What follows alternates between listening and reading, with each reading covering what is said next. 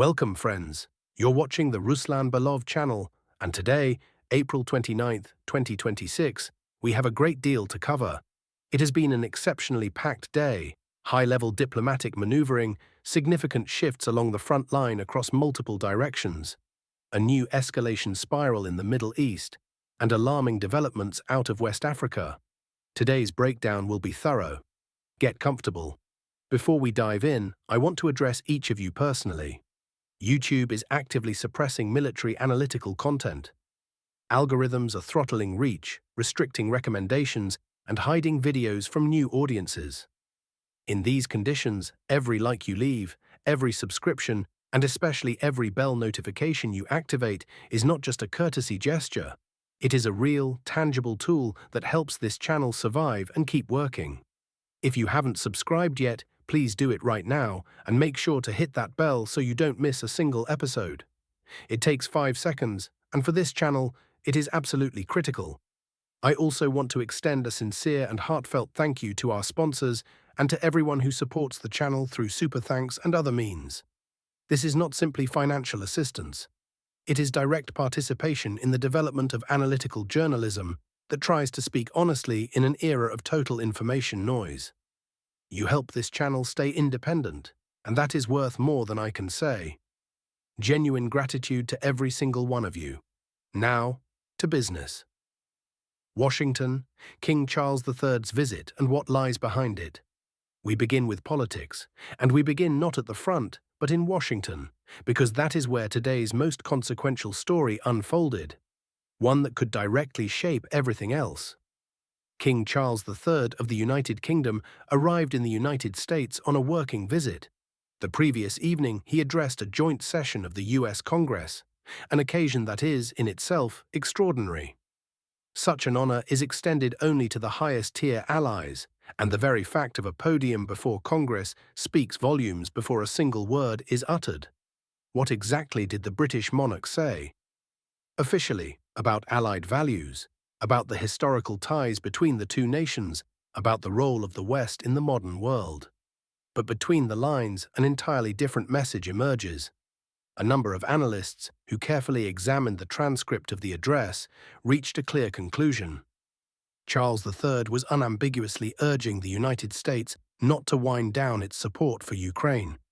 And this was not vague rhetoric about solidarity. The tone was firm, the argument specific. Now for the most interesting part. Politics does not run on altruism. Every offer comes with a counter-offer. And here, the contours of a possible deal are drawn quite clearly. According to a number of sources, the British side effectively proposed the following arrangement. London backs the American operation in the Middle East, including in the Iranian direction, while Washington, in turn, does not curtail military assistance to Ukraine and does not pressure Europe to halt its weapons deliveries. Confirmation that the meeting produced results came in the form of a social media post published by the US President immediately after the talks. Translated, the message reads roughly as follows: "No more Mr. Nice Guy. Interpret that as you will, but the context is unambiguous. The diplomatic window in relations with Iran appears to be closing. If this arrangement reflects reality, and all indicators suggest it does, then we are witnessing the formation of a major geopolitical coalition in which the Ukrainian front and the Middle Eastern theater become links in the same chain. Western allies are no longer discussing these conflicts in isolation. They are beginning to manage them as a single strategic space. This represents a qualitatively new level of escalation. Sumy direction, Novodmitrivka, and the vector toward Krasnopilya. We now move to the front line, and we begin in the north, at the Sumy sector.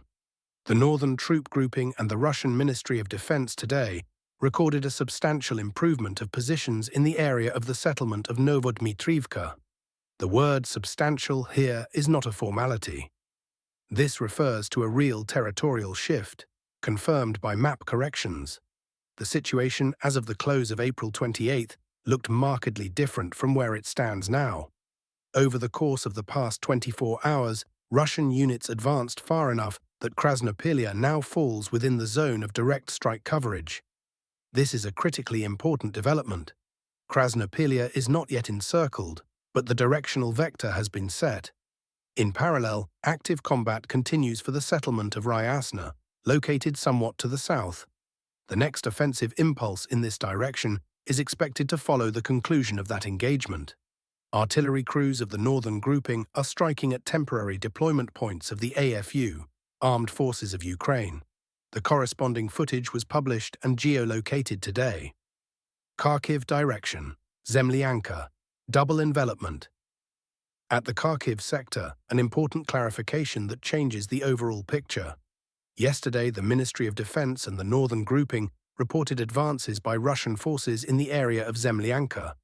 Today, pro-Russian mappers refined the scheme of maneuver. It turns out that Russian units approached Zemlyanka not only from the north, that is, across the Vovcha River, but also from the east, from the direction of the state border, from the settlement of Tishanka. This clarification is critically significant for one reason. A two-directional envelopment creates considerably more favorable conditions for continued movement in the southwest. Laying this over the map makes it clear. The Russian grouping operating in the Zemlyanka area is moving to link up with forces advancing in the area of Vovchansk and Vovchansky Khutori. The conclusion that follows logically, the remaining portion of the northeastern salient of Kharkiv Oblast is being drawn into an operational encirclement. The conclusion of fighting for this sector is no longer a question of principle. It is a question of mechanics and time. The offensive here continues. Kupansk direction. Kovsharivka. The grey zone narrows. The Kupansk sector, and here new objective control footage emerged today. Pro-Ukrainian sources published video materials from the central part of Kovsharivka. At first glance, this may appear to be a routine event, but in reality it represents the steady, ongoing map correction process that has been underway for several weeks now. For context, the Russian Ministry of Defense announced, weeks if not months ago, that it had taken control of Kupiansk, Kupiansk-Vuzlovyi, Kovsharivka, Novusine, and Hlushkivka. Nevertheless, footage continued to emerge indicating that AFU resistance on these positions, however sporadic, persisted. This is a standard feature of urban combat. A declaration of control over a district and actual verified control over it are not the same thing. Today's footage from Kovsharivka represents another step toward removing the grey zone from the map. The process is gradual but relentless. Territories previously designated as infiltration zones or contested areas are being reclassified as confirmed Russian-controlled ground. Lyman direction, Fab 3000 and the counter-offensive, that wasn't. On the Sloviansk direction, the defining event of the day is something that did not happen. Several days ago, information circulated suggesting that the AFU was preparing a counter-offensive in the Lyman area. However, by the close of April 29th, no documentary confirmation of this has materialized. No footage, no geolocated episodes, no map corrections that would indicate real Ukrainian counterstrikes. What there is instead is footage of a different kind, and it is quite telling. Russian forces struck AFU temporary deployment points on the northwestern outskirts of Lyman, using FAB-3000 aerial bombs. The FAB-3000 is not simply a heavy bomb. It is a munition whose deployment against a specific tactical address tells you the target was of significant value. You do not use that caliber against minor field positions. The situation in the Lyman area remains tense. Active combat continues, but the much-discussed Ukrainian counteroffensive remains unconfirmed in any documented form. Kostyantynivka direction, the pincers close. And now, the day's most consequential development in terms of potential operational consequences. The Kostyantynivka direction. The strategic operation in the Kostyantynivka area was formally registered on April 24th. Even then, it was evident that this was not a local tactical maneuver, but a coordinated offensive across two flanks simultaneously, western and eastern.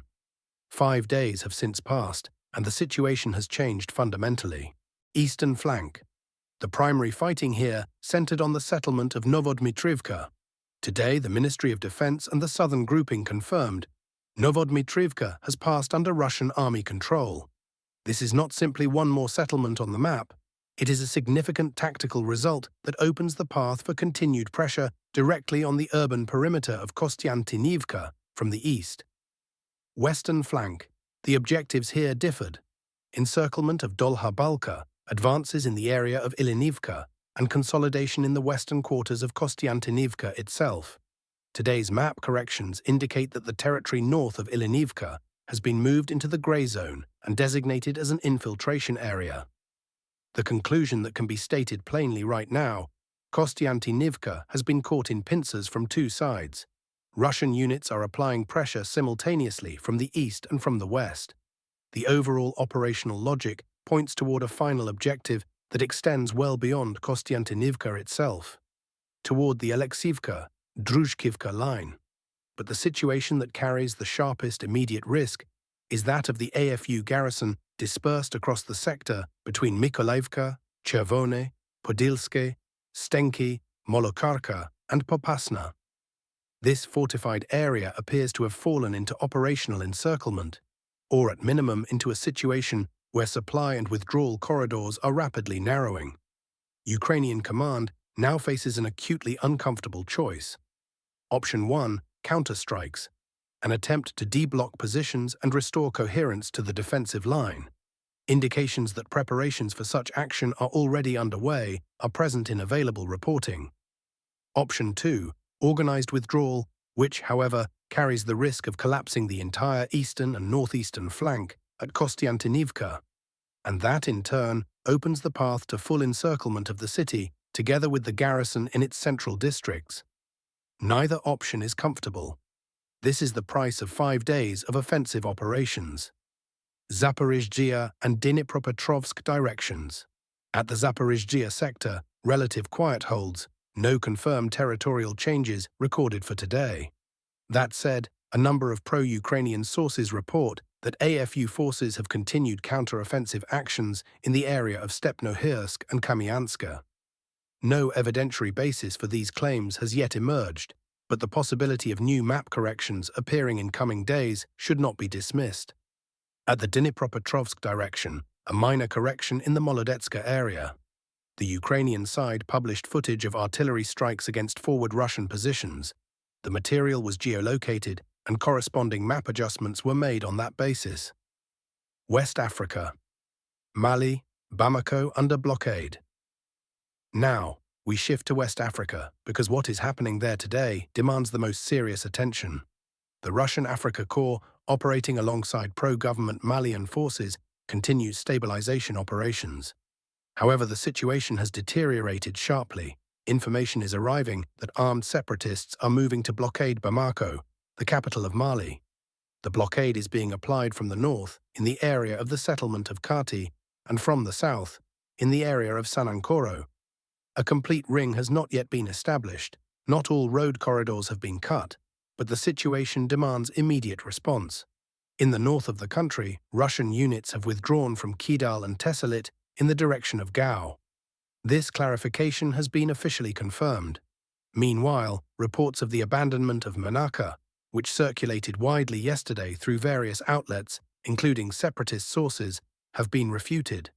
Footage was published today showing Russian military personnel documenting their presence in Manaka on video, confirming that the settlement remains under the control of government forces and the Africa Corps. The strategic significance of Manaka and the adjacent northeastern districts is difficult to overstate. Through this territory pass the key transit corridors linking Mali with allied states in Central Africa. Losing these nodes would represent not merely a territorial setback, it would be a blow to the entire logistical architecture of the grouping. The French Ministry of Foreign Affairs today called on its citizens to leave Mali immediately in light of the threat of unprecedented escalation. Coming from a country that is de facto a participant in the conflict on the opposing side, this is a frank acknowledgement of the gravity of the moment. Mali stands on the threshold of a large-scale civil war. And this is not a metaphor, but what appears to be the operational reality of the coming days. The Middle East, the Hormuz blockade, and preparations for the next phase. We return to the Middle East, and here, today's events delivered several key signals in rapid succession. The United States continues its blockade of the Strait of Hormuz. Over the course of the day, video materials were published documenting the interception, boarding, and detention of a number of vessels allegedly linked to Iran's shadow fleet. The operations involve the 31st Marine Expeditionary Unit of the US, an elite formation specializing in precisely this type of maritime interdiction operation. This is no longer a demonstration of intent. This is routine operational work. Oil markets are responding in kind. Crude has climbed to $103 per barrel, with Brent trading at $114. The market is pricing in the possibility of a new armed conflict, and doing so with considerable specificity. The American strategy, based on available reporting, rests on the following logic. Iran, under current conditions, can continue oil production for approximately 20 to 22 more days, after which all available storage capacity will be filled to capacity and production will have to be halted. A forced shutdown of Iranian oil production is not simply an economic blow. It is a threat of infrastructural degradation. Restarting production after an extended shutdown, given Iranian conditions, involves serious technical and financial risks. In other words, the United States has chosen the path of economic strangulation, betting that the collapse of Iran's oil sector will occur before any direct military confrontation becomes necessary. However, this calculation is far from certain. Russia has already declared its readiness to support Iran, and King Charles III's visit and the arrangement likely reached in Washington indicate that the Western coalition, on the contrary, is preparing for a more active phase. Preparations for the next round of conflict in the Middle East, by all appearances, have already been completed.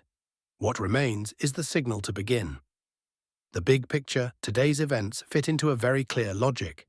In Ukraine, Russian forces are holding strategic initiative across multiple directions simultaneously, with the Kostyantynivka sector serving as the most consequential example, where 5 days of offensive operations have produced an operational configuration that poses serious consequences for Ukrainian defenses. At the diplomatic level, Western allies appear, based on today's events in Washington, to be abandoning fragmented, reactive responses in favor of a coordinated strategy in which the Ukrainian front and the Middle Eastern theater are treated as communicating vessels. In West Africa, the situation in Mali threatens to develop into a full-scale civil war, with Russian structures already drawn into it. In the Middle East, the vice around Iran continues to tighten. Tomorrow promises to be no less eventful. Stay tuned for updates, subscribe, hit that bell, and we'll see you in the next episode. That is all for today, friends.